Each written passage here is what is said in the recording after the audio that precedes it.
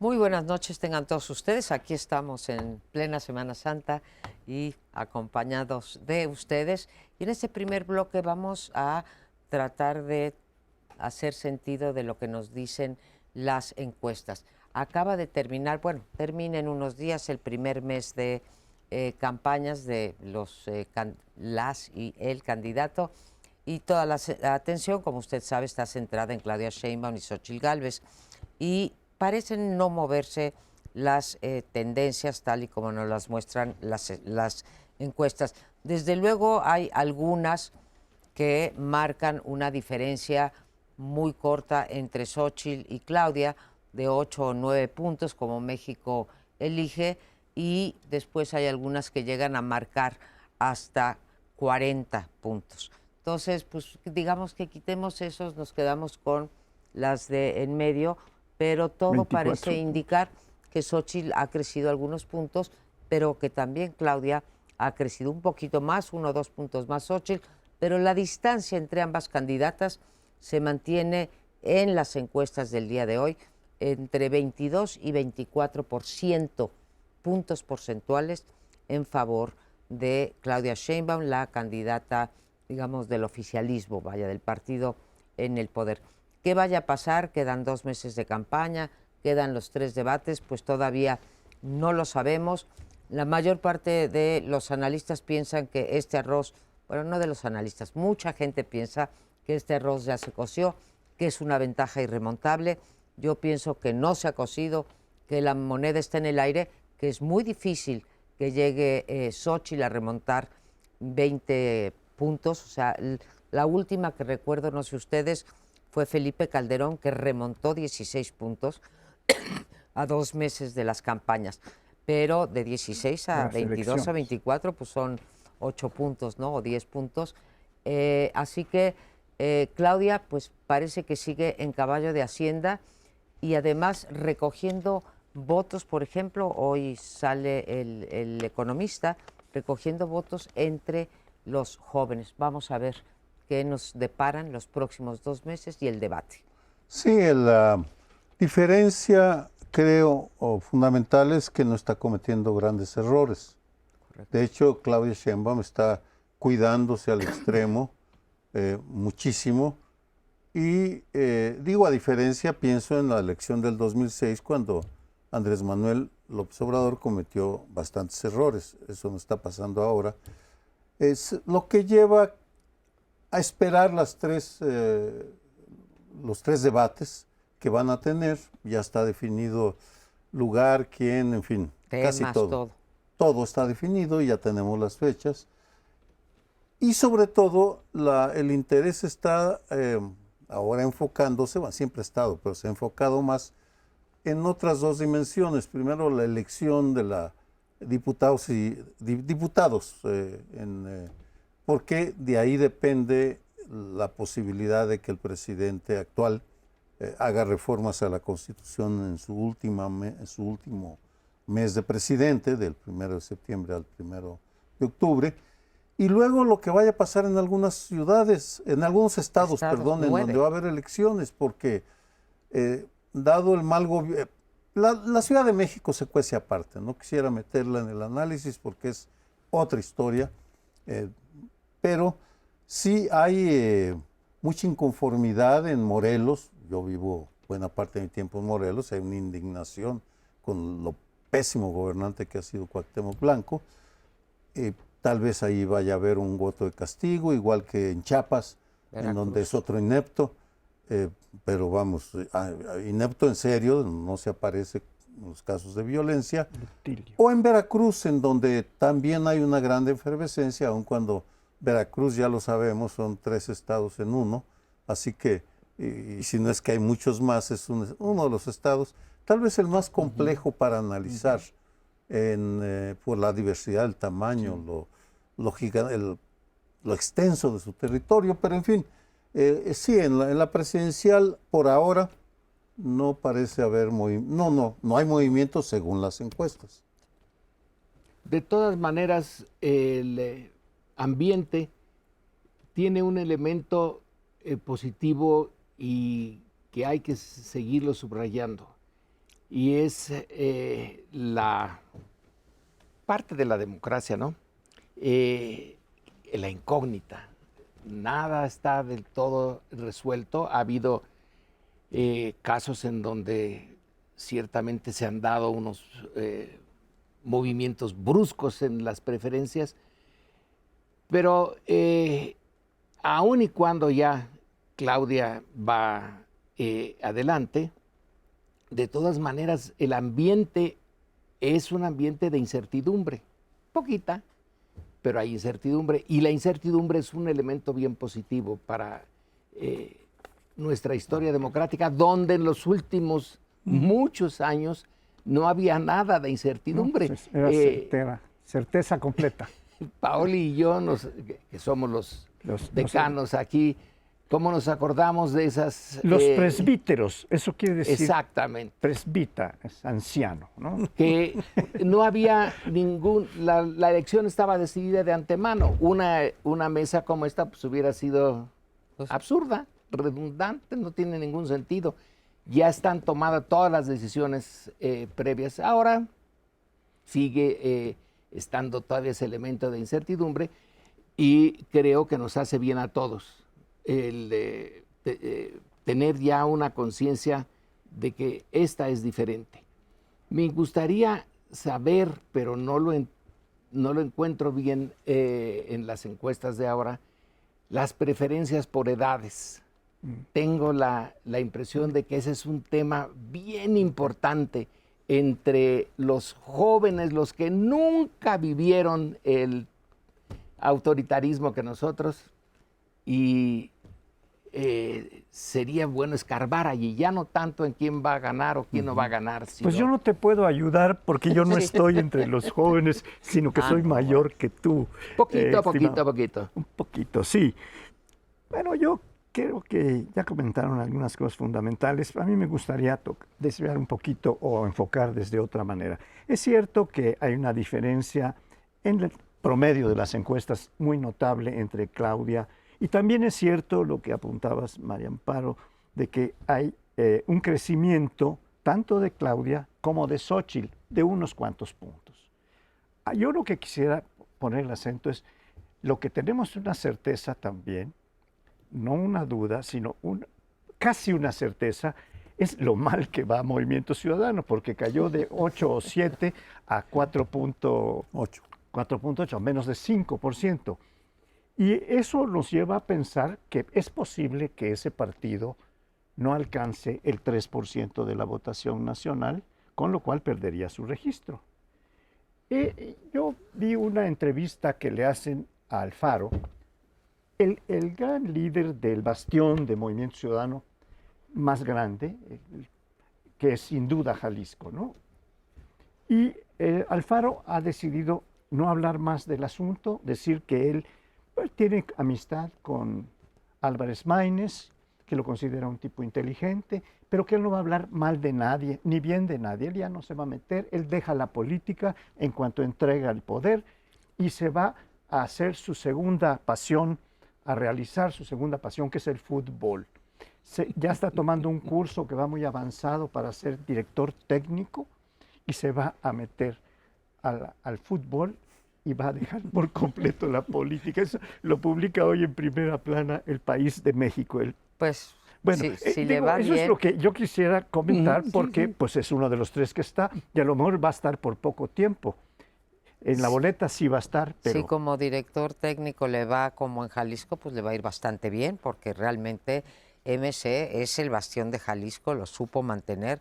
Seguramente va a ganar el sucesor de él, que sería Lemus. También pues, va arriba en las encuestas, Pablo Lemus, así que pues le iría muy bien. Yo creo que MC no está en peligro de perder el registro, porque entre puro Nuevo León, los distritos en Nuevo León y los distritos en Jalisco le alcanza para el 3%, y no hay duda, ¿no?, de que va a ganar completito el estado de Jalisco. La cosa es si van a votar los MCistas diferenciados, ¿no?, que votaran presidente por Xóchitl y votaran diputados y senadores por el propio MC, y con eso ellos calculan que mantienen el registro, pero que va a estorbar en la presidencial para hacerla nada más de 2 polos, va a estorbar porque 4 o 5 puntos pueden ser centrales en el resultado final. Hay incertidumbre, pero sí creo que hay una cosa muy parecida a la vieja cultura priista, los usos y costumbres de una elección de Estado, con la gente que está en el poder, ¿no? Como la hubo con todos los priistas cuando ellos estaban en el poder, no al grado de decir fraude en las urnas, en las cajas, sí, donde depositas, pero sí hay una cancha, digamos, muy dispareja. Sí, A ver si se puede sí, vencer. Por supuesto. Añadiría que la practican también los otros partidos. Yo estoy entre los partidos escépticos, no sé si existe el término, pero me inspiran Pero lo adoptamos. una profunda desconfianza. No estoy diciendo que no votemos. La participación en la vida pública es indispensable, pero no es la única manera de hacerla a través de los partidos, afortunadamente, sino que hay un buen número de opciones. Dos comentarios más.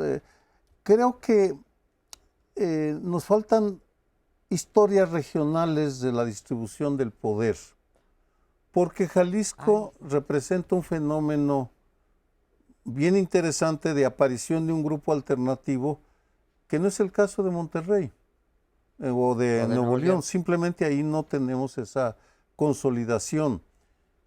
O la Ciudad de México, que decía tiene otros ingredientes. Hay 2 ciudades bien organizadas, estructuradas, una de clases medias, una más popular, que cada una con sus tradiciones y que al mismo tiempo se desagregan en múltiples categorías.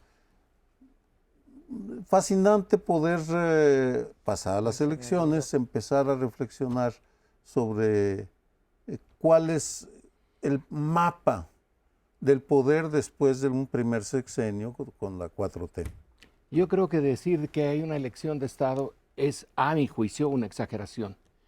Hay que definir qué es una elección de Estado, pero vamos a poner algo que está en las cifras de hoy o de ayer en la prensa. En la elección de Estado los medios estaban todos con quien ya se había decidido que iba a ser presidente. En esta ocasión no, los medios están, según la medición del INE, están más con Xóchitl que con Claudia. Están las cifras de su estructura. No hay elección de Estado en ese sentido. Elección de Estado requiere un partido como el PRI, es decir, un partido que siempre estuvo en el poder desde el primer día hasta que se lo destronaron. Aquí sí hay partidos, ahora son malos partidos, es cierto, pero sí hay juego de partidos y sí hay un juego que no se permitiría en las elecciones de Estado, que no se permitió en la elección de Estado. Bueno, yo creo que vale la pena profundizar un poco en esto de la incertidumbre de lo que hablabas, Lorenzo, porque esta incertidumbre en gran medida se va acotando a partir de la información que hay sobre los indecisos, es decir, los que van todavía a tomar la decisión de por quién van a votar. Y todavía sigue siendo un margen bastante amplio, que podría andar por un poco más del 30%, sí. Podría andar, porque hay varias mediciones que he visto, pero digamos que vamos a tomar la de una tercera parte de los electores. No sabemos siquiera cuántos van a votar, van a ir a las urnas, a lo mejor van un poco más de la mitad. Pero 63 es el promedio. Sí, pero ahora, sí, en las elecciones presidenciales es cuando sube mucho la participación. Pero esta incertidumbre se ha venido acotando. Estos puntitos que subieron tanto Claudia como Xóchitl, que a lo mejor fueron tomados de los que se le cayeron a Maynes, pero sigue siendo amplia, porque hay mucha gente que sí le gusta ir por el voto útil y decir, bueno, si ya Claudia está, yo ya, ¿para qué me la ando jugando? Me voy por otro. Ya lo vamos a ver, nos quedan 2 meses, la incertidumbre es importantísima, ya diré por qué creo que hay elección de Estado. Nos vamos y regresamos en un momento.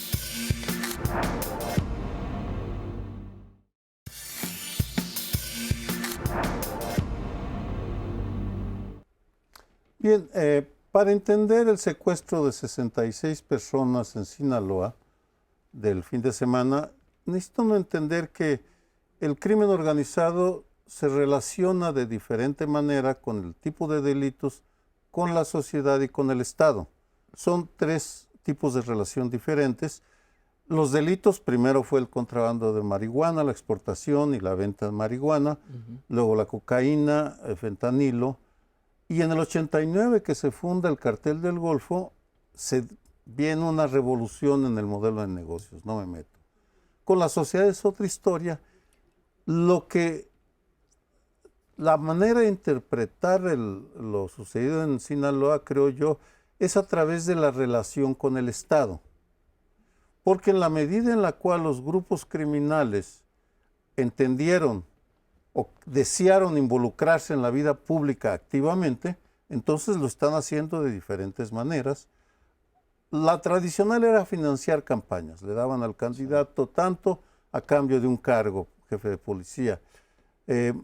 Luego evolucionó y empezaron ya a financiar cada vez cargos más importantes, hasta que finalmente lo que tenemos ya en el 2021 y 2024 es el asesinato de candidatos y ahora el secuestro de 66, al azar, de 66 personas elegidas sin ningún criterio. Llegaban parece de manera aleatoria, aquí me meto, me gusta esta casa, saco a la familia y me la llevo, lo cual pone al gobierno federal en una situación, y estatal en una situación muy incómoda, porque es evidente que lo que están diciendo es, aquí mandamos nosotros, lo secuestramos.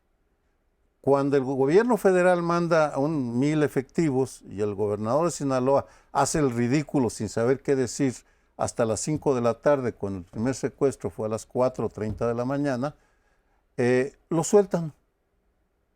Porque su objetivo no era, hasta ahora, faltan 12, asesinar, ejecutar, sino simplemente lo que se dice es calentar la plaza. Ahora, ¿por qué lo hicieron? La disputa entre los Chapitos y el Mayo Zambada, no lo sé. Falta para saberlo, pero simplemente es claro que en estos momentos de disputa por el poder están lanzando un mensaje en Sinaloa, en Chiapas, en Guerrero, Michoacán, que ahí mandan ellos. Bueno, pero yo creo, Sergio, que efectivamente hay algunas decisiones que toman los grupos criminales, los narcotraficantes básicamente, que son cuáles son o pueden ser sus relaciones con el gobierno y cómo pueden actuar ellos para tener las mejores posibilidades de acción frente al gobierno. Pero en este caso, tengo la duda de si esta captura de 66 personas, familias, niños, etcétera, no es una relación de esos grupos con la sociedad, que es distinta del Estado. Hay relaciones entre la base de la sociedad y el poder. Y en este caso, ninguno de los capturados devueltos ha querido decir una palabra. Están en una omertá obligada, notoria, porque por más entrevistas que les han hecho a las distintas familias, no dicen una palabra. ¿Qué amenazas sufrieron? Todavía hay algunas personas que están retenidas. Esas podrían ser dañadas de una manera brutal, como ya lo han hecho el crimen organizado, si alguno de sus parientes habla. Le digo, te vamos a soltar a la mujer, a los niños, etcétera. Pero nada más que digan una palabra y aquí se puede acabar. Estoy suponiendo, no tengo elementos para pensarlo, pero es muy claro a partir de la omertá, a partir de este silencio que han logrado en 66 personas que fueron, de las cuales fueron devueltas ya 50 y tantas, 58. 58. Quedan 8. Quedan 8. Bueno, pues esto es lo que yo quisiera plantear. La relación no solo con el Estado, con el poder político, sino con la sociedad. Bueno, no es que nadie de las 66 ha hecho nada. Unos son niños, no podían decir gran cosa. Pero el argumento es válido. Supongamos que lo que dice Sergio, que es también un supuesto, fueron al azar. A lo mejor no fueron al azar, pero hasta ahorita esa es la única explicación. Y dice Sergio, entonces te pregunto, calentar la plaza, en su origen la idea era nunca calentar la plaza. pongamos los 1980, 1970, era no calientes la plaza, o llegaba un cartel adversario y la calentaba para que afectaran al que dominaba en ese momento. Pero tú dices ahora es una política expresa, explícita, vamos a calentar la plaza. ¿Qué significa eso? ¿Por qué? Debe de haber una razón en la racionalidad del crimen organizado que quieran hacer lo que antes no querían hacer, evitaban calentamiento de plaza, para que no se fijara nadie en ellos. Y ahora, ¿por qué sí? A mí la respuesta no me queda clara. El mensaje es a la sociedad, como dices, Pauli, o al gobierno, o a los dos. Porque entonces es un mensaje ya muy sofisticado.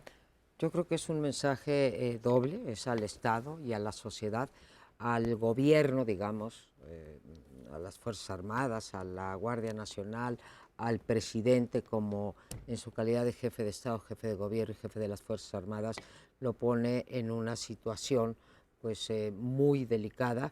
Creo que, como es costumbre, el presidente tiende a minimizar este tipo de hechos, y me parece, si cabe, es menos minimizable que todos los demás por la cantidad y por la calidad. No es un candidato, no es un aspirante a candidato, o no es un gobernador, un alcalde el que está siendo asesinado, sino, como bien dices, aparentemente al azar. Como no sabemos la identidad de las personas, aparentemente no hay nadie, con comillas, ¿no?, notable, digamos, que sea empresarios, ¿sí?, que quieren, a los que quieren extorsionar, o líderes sociales, o candidatos, como decía hace un rato, al azar, personas normales, como podríamos ser cualquiera de los cuatro que estamos aquí sentados, que lo hace muy preocupante, ¿sí?, porque dices, entonces, el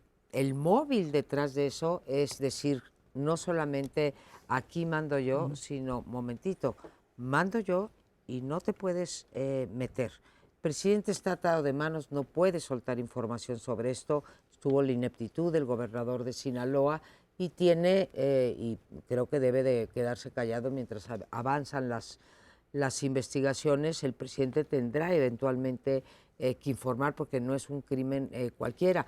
Pero ahora que leímos, por ejemplo, lo de Rusia, ¿sí?, en el lugar de conciertos, en donde dices, bueno, mataron a 100 y pico, 56. pues aquí matan a 95 o a 92 todos los días.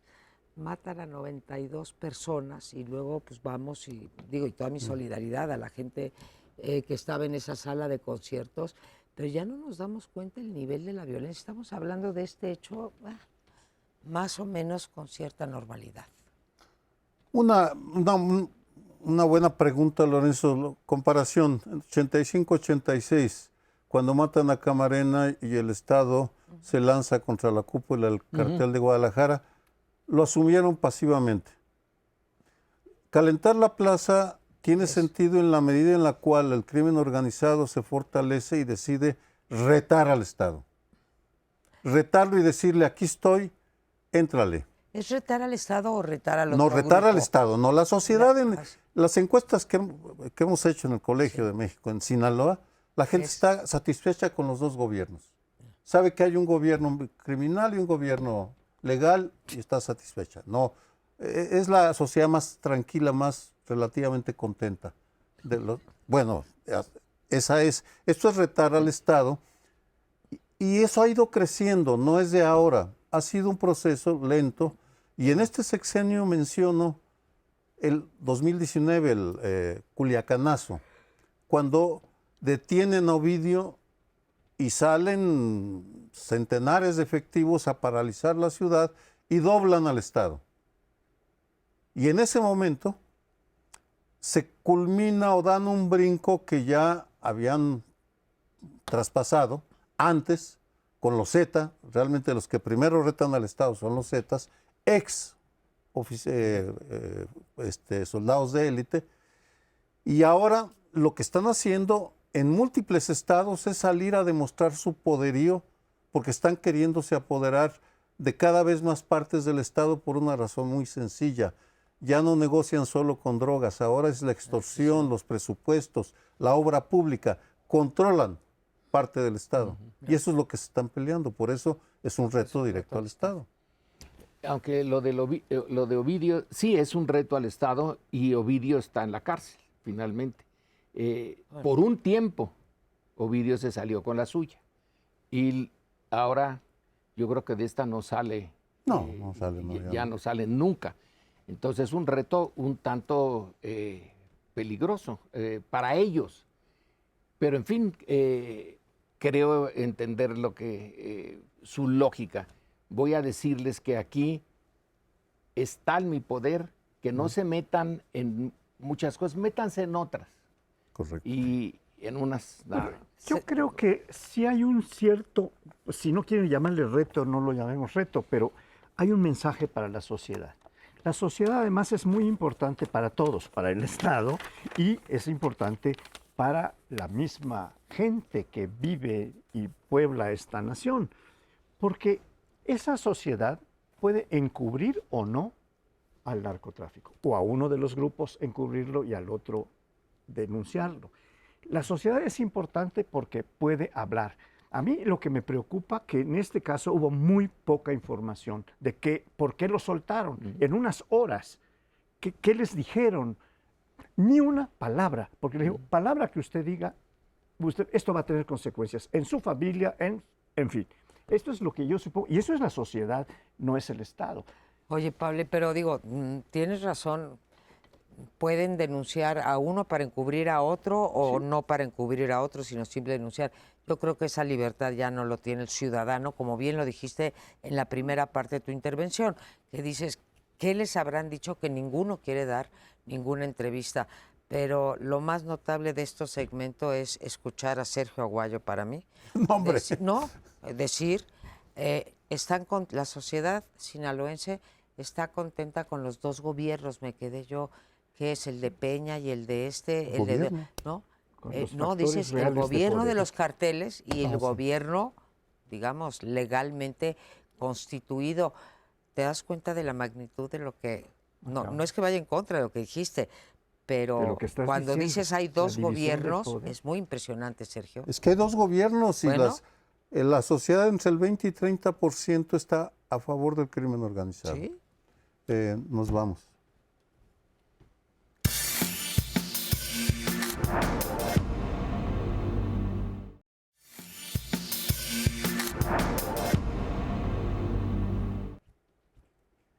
Vamos a tocar ahora un tema que es un conflicto que se ha venido haciendo cada vez más grande o presentando en dimensiones mucho mayores, que es el conflicto entre un empresario, Ricardo Salinas Pliego, y sus empresas versus la 4T. Porque así está planteado. Es el vocero del gobierno el que va a ser demandado por Salinas, porque él dijo que publicaba los números de los adeudos que tiene con el fisco Salinas Pliego, y Salinas Pliego se ha indignado mucho por varias cosas, pero la última es que se han publicado cuestiones que no debían publicarse de acuerdo con la ley, porque están en un juicio que en su mayor parte va a decidir un tribunal no normal, sino el Tribunal Administrativo de la Ciudad de México. La Suprema, el último. No.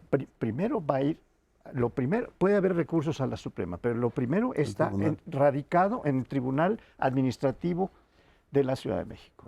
Bueno, independientemente de quién lo va a ser un órgano que sí dicta sentencias, hace acuerdos, hace decisiones. Y antes pues hubo esta cosa que parecía pues menor en medio de tantos miles de millones como se le imputan, que se queda el gobierno o que toma el campo de golf, que es muy escandaloso. Hubo otras cuestiones muy graves que a mi juicio puede cometer un empresario con gran impunidad. Y ahora está siendo acosado, dice él, Ricardo Salinas dice, por el gobierno de la 4T. Bueno, bueno, en fin, una reacción rápida porque me confieso seguidor de Ricardo Salinas Pliego en su red social en Twitter, ahora X. Es una lección de las relaciones de poder entre el empresariado y la clase política gobernante, el partido, la 4T. Es el empresario mal hablado, agresivo, ofensivo, maleducado, que se dedica a provocar de una manera muy aguda. Su pelea y su acoso a Citlal Hernández fue, pero deliberado, la secretaria general de Morena, y duró años acosándola, vamos. Y ahora trae una pelea directamente con el presidente, pero como no quiere mencionarlo, así como el presidente no menciona a Enrique Peña Nieto, Salinas Pliego no menciona al presidente por nombre, simple, es mi gran amigo, pero bolas. Ahora la agarró contra Jesús Ramírez Cuevas, que es el poderosísimo jefe de comunicación de la presidencia, muy polémico, en fin. Eso no voy a meter en eso. Pero es ingenioso porque le soltó un apodo que me provocó curiosidad, lo acusa de bañagatos. Dije, ¿de dónde vienen? Me puse a buscar el fin de semana. Finalmente lo encuentro en un artículo de una revista de variedades que dice que es porque, como él estaba cercano a Carlos Monsiváis, que Carlos Monsiváis le decía que bañara a sus gatos. Pregunto a alguien que estuvo muy cerca de Carlos Monsiváis, fue mi amigo y nos relacionamos, si realmente Carlos le decía a Jesús que le bañara a los gatos. Y la respuesta es fenomenal. Dice, primero, Carlos respetaba muchísimo a Jesús. Eso es uno.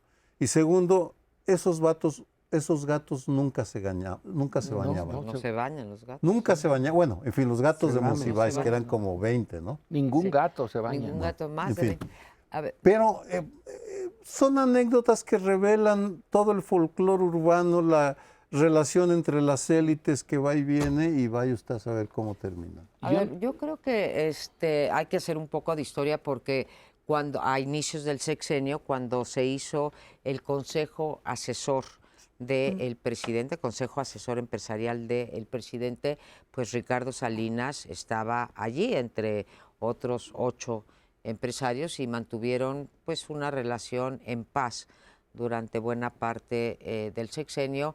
Y hay algo, mi interpretación es que el uno es rehén del otro, que se saben muchas cosas, Ricardo Salinas del presidente y el presidente de Ricardo Salinas.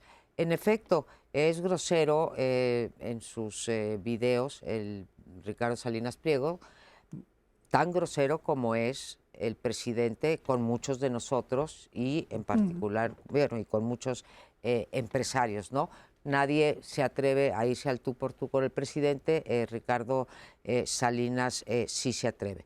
Está la cuestión de los impuestos en las que yo no puedo juzgar, decía lo de la Suprema Corte, porque el presidente en varias mañaneras ha criticado ya a Luis María Aguilar porque tiene, según él, el ministro para una parte fiscal lo tiene, digamos, archivado.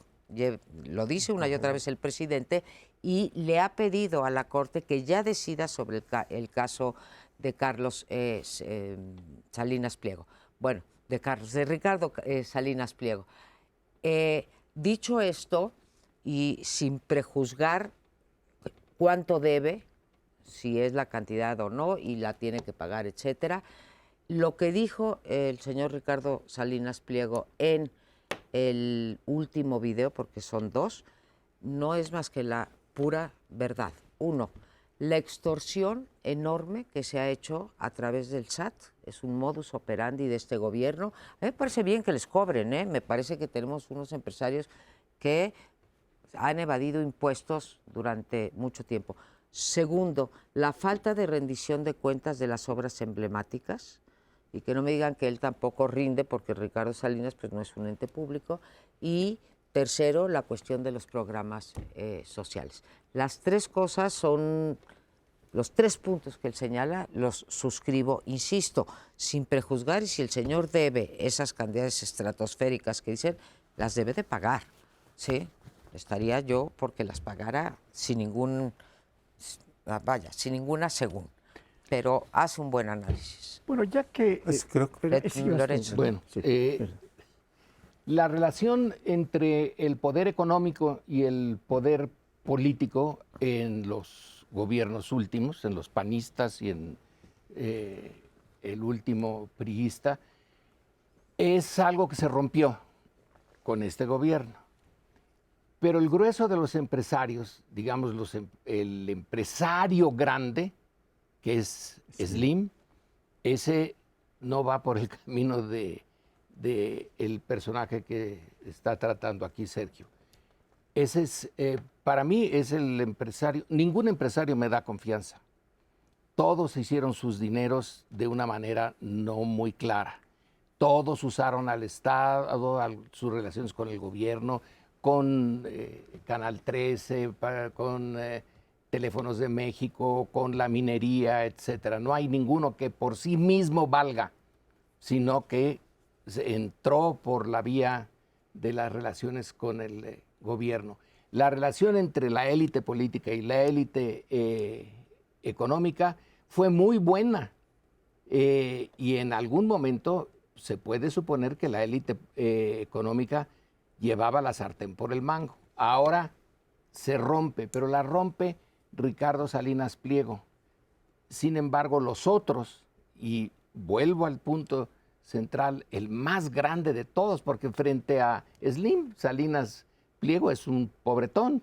Él mantiene la calma y hay una división, sí, entre gobierno, élite política y élite económica, pero Salinas Pliego eligió el camino de la confrontación y los otros no.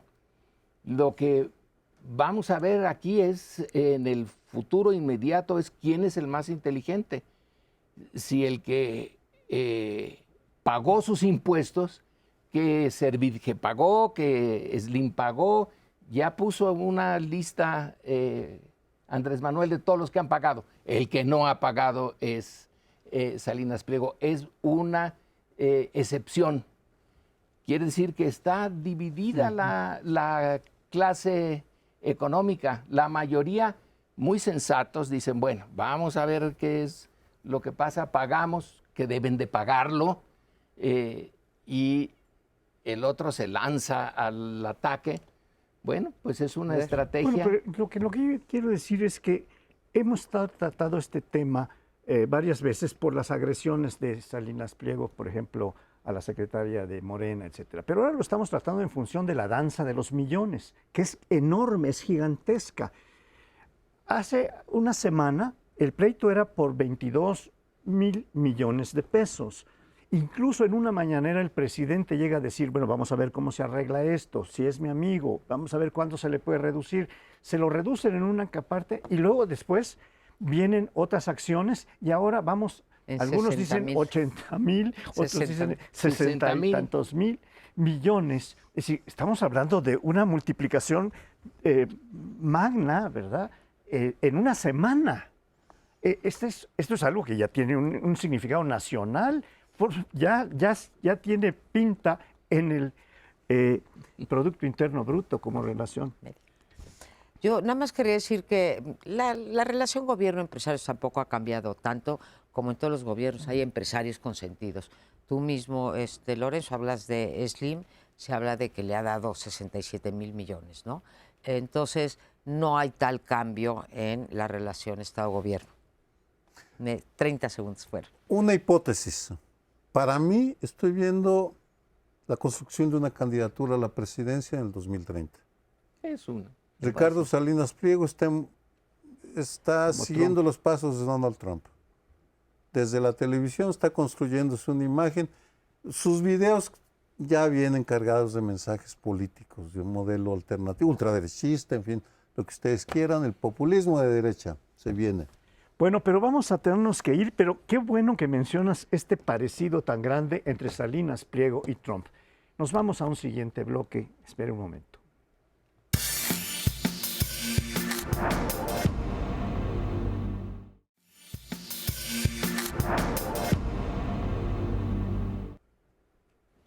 La noticia no es nueva. Lo que es nuevo es la manera de presentarla.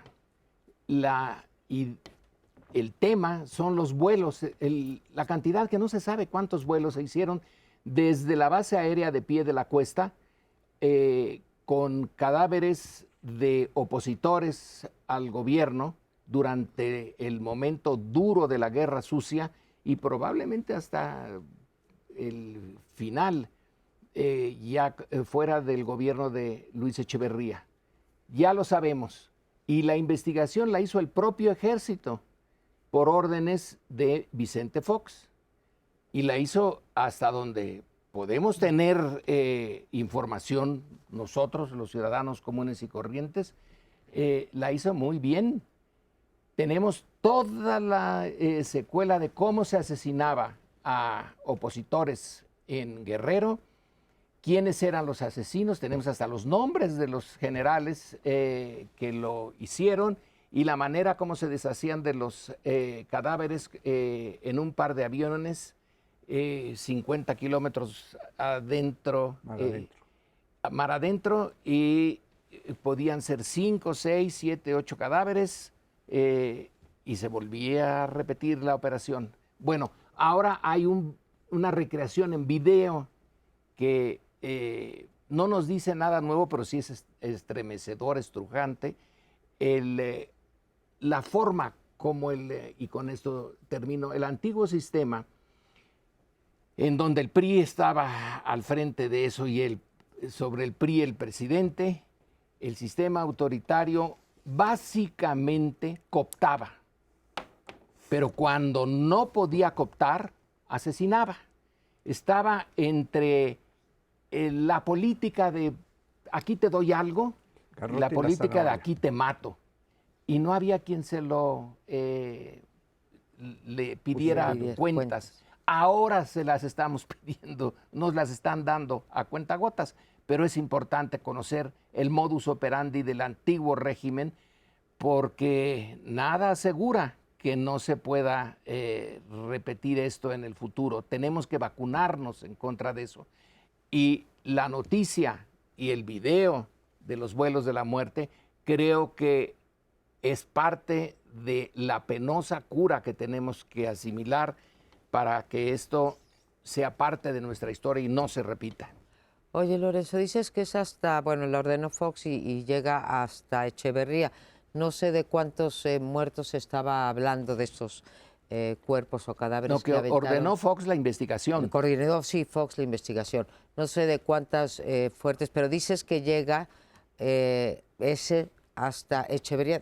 Después de Echeverría sigue los vuelos de la muerte hasta... No lo sabemos. Echeverría es el responsable de la parte sustantiva de eso con los dos generales. Que poner a los generales a asesinar personalmente es también una cosa a tomarse en cuenta. Bueno, entonces ocurren estos, suponemos, no tiene por la guerra sucia, pues nunca ha terminado. Sigue habiendo opositores, o siguió habiendo opositores, porque después de Echeverría vino pues López Portillo, y después de López Portillo vino Miguel de la Madrid y Carlos Salinas, y luego Zedillo, ¿no? Entonces siguió. Si paró este modus operandi, no lo sabemos. Ahora, lo que sí sabemos es que el Estado sigue desapareciendo a personas, o sigue habiendo desapariciones de las cuales no tenemos idea de la motivación política, el número, en qué regiones y cuál ha sido el destino de esas investigaciones. Así que, como tú dices, Lorenzo, estamos frente a un fenómeno no que no se debe de repetir, sino que de alguna manera tendríamos que frenar. Vamos a suponer que no son los 160,000 o los 150,000 desaparecidos. La Secretaría de Gobernación los bajó a 12,000, luego se habló de 30,000. ¿Qué pasa con esos desaparecidos de los cuales tenemos pues madres buscadoras o familias buscadoras o lo que sea, ¿no? Bueno, ese es un debate que traemos Sí. endemoniado y que va a seguir porque el problema sigue. Me quedo en el video que salió esta mañana, porque contiene elementos que muestran la dispersión del poder y la manera como es muy difícil que exista una sola verdad oficial sobre lo que pasó durante la Guerra Sucia, lo que está pasando en este sexenio. Hay múltiples voces. Primero, el video es auspiciado por el Centro PRO y es realizado por una organización de Nueva York, ahora se me escapó el nombre. Sí, a mí también. Pero son dos organizaciones. El Centro PRO es auspiciado por los jesuitas. Por tanto, es importante mencionarlo. Segundo, la incorporación de la Comisión de la Verdad sobre la Guerra Sucia, que es la única de las iniciativas del presidente López Obrador, Ayotzinapa, desaparecidos, migrantes, la única iniciativa humanitaria progresista que queda viva es esa. Y va a rendir su informe en septiembre de este año. Desaparece con el sexenio. Entonces ya conoceremos el informe, pero es bien revelador que esa comisión, que depende de gobernación, pero los comisionados son autónomos, no reciben un centavo, hayan estado dispuestos a aparecer. Está Eugenia, una profesora del UNAM, Carlos Pérez Ricard del CIDE, David Fernández, ex provincial de la Orden Jesuita, y Abel Barrera, una figura legendaria en la defensa de derechos humanos en Guerrero. Es decir, el mensaje que nos están diciendo es: esto va a seguir. Sí, va a seguir. Olvídense de que va a acabar. La lucha no ha parado con este gobierno, seguirá, porque en algún momento Enrique Álvarez del Castillo, procurador, con Salinas me decía: ay, esta mujer loca, Rosario Ibarra, en sus oficinas. Le dije: mire, procurador, usted no entiende. Cuando a una madre le desaparece un hijo, no hay ritual del duelo y no va a parar jamás. Y es lo que estamos viendo ahora. Y el video es espeluznante. Vale la pena que lo vean. Realmente son 13 minutos. Es muy corto, muy bien hecho, muy bien hecho. Yo no lo he visto y voy a tratar de verlo, pero sí, cuando se empezó a plantear que este tema tocaríamos en el último bloque, yo recordé que esto pues, no es un asunto nuevo estrictamente, aunque las proporciones a las que ha llegado sí son demenciales. Porque recordaba que Maximino Ávila Camacho, un general del ejército que llegó a gobernador de Puebla y que intentaba ser presidente de la República, y de hecho tomó a la fuerza la Secretaría de Comunicaciones y Transportes, la SCT, cuando su hermano toma posesión, no lo tenía considerado como secretario, pero se posesiona con gente armada y toma la secretaría y despacha hasta el final del sexenio de su hermano, don Manuel Ávila Camacho. Pero lo que hacía con los líderes obreros que se le levantaban o se le ponían enfrente era tomarlos, meterlos a un avión militar y tirarlos dicen que en el Popo, que les quedaba más cerca en Puebla, o los llevaba al mar, en fin. Esto es algo que viene de los gobiernos autoritarios. Entonces, ahora que se está poniendo esto de manifiesto, pues hay aparentemente una expectativa de que eso termine. Cuando los gobiernos son los que han hecho, los presidentes de la República, los gobernadores, este tipo de salvajadas, pues empieza a manifestarse. Hay un cierto freno en el mensaje. Pero yo creo que están confundiendo el término de desaparición. Sí, desaparecen, pero una cosa es que los desaparezca el gobierno, que los desaparezca por orden presidencial, y otra cosa es que desaparezcan por la lucha interna. Y si se quiere hacer igual uno y el otro, creo que se están confundiendo peras con manzanas, son distintos. Uno es una política del Estado, del régimen autoritario. Lo otro es un desastre de seguridad debido al auge del crimen organizado que no podemos detener. Son dos cosas distintas. Sí. Y no hay que confundirlos, porque las consecuencias son muy diferentes. Uno es el Estado y otra cosa es el crimen organizado. Y que hay desapariciones, sí hay, y un montón, pero son distintas. Esta era una política de Estado de desaparecer a sus adversarios por la vía violenta y luego echarlos al mar. Eso es parte justo del sistema autoritario salido de la Revolución Mexicana. Pero bueno, nos tenemos que ir con esta noticia. Vean el video y los esperamos la semana entrante.